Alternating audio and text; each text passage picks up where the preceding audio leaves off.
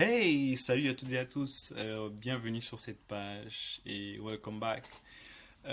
Nous sommes en train de parler du langage HTML et des langages de programmation dans cette série qui vous forme à maîtriser le langage HTML et les langages de programmation web en général. Donc, dans cet épisode, je vais vous montrer comment installer l'éditeur de code et lequel d'éditeur de code utilise. Parce que oui, il y en a plusieurs éditeurs de code et ça dépend vraiment des spécificités des développeurs et de leur façon de voir les choses. Par exemple, moi, l'éditeur de code que j'utilise le plus, enfin que j'utilise principalement, c'est Visual Studio Code.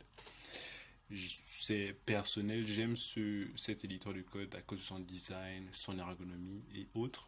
Mais vous pouvez très bien décider de prendre un autre éditeur de code tel que votre notebook par exemple. Mais nous les développeurs avons inventé des éditeurs de code parce qu'ils sont bien plus euh, helpful dans le développement web et dans le développement en général. Donc, je vous conseillerais de télécharger un éditeur de code spécifique, si ce n'est Visual Studio Code, que j'utilise moi-même. Et je vais vous montrer comment installer cet éditeur. Donc, désolé, je suis déjà sur la page de Visual Studio Code, mais tout ce que vous pouvez faire, c'est de taper Visual Studio Code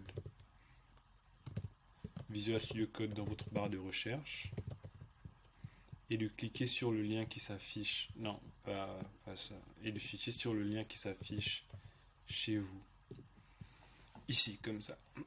Donc, je suis ici et il y a trois versions qui me sont proposées, la version Windows, la version Linux et la version Apple.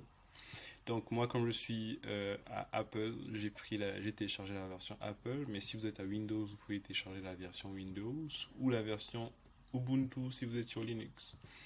Donc après ça, vous pouvez télécharger le fichier, l'installer et on se retrouve sur l'éditeur. L'éditeur ressemble à ça, enfin pour Mac, pour Windows, il devrait ressembler à un peu différent, mais c'est basically the same thing. Donc, l'éditeur ressemble à ça et je vais vous présenter un peu c'est quoi. Donc ici, vous avez vu la page d'accueil. Vous pouvez ici commencer un nouveau dossier. Ici, un nouveau... Non, vous pouvez commencer un nouveau fichier ici, new file. Un nouveau dossier ici et clone Git un repository en Git. Git, c'est un peu comme une plateforme où vous pouvez stocker votre code et travailler en collaboration avec d'autres personnes, mais nous allons y revenir un peu plus tard dans cette formation.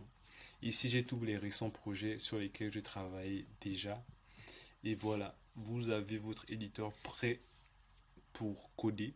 Et je vous retrouve dans le prochain épisode pour commencer nos premières lignes de code. Allez, bisous bisous.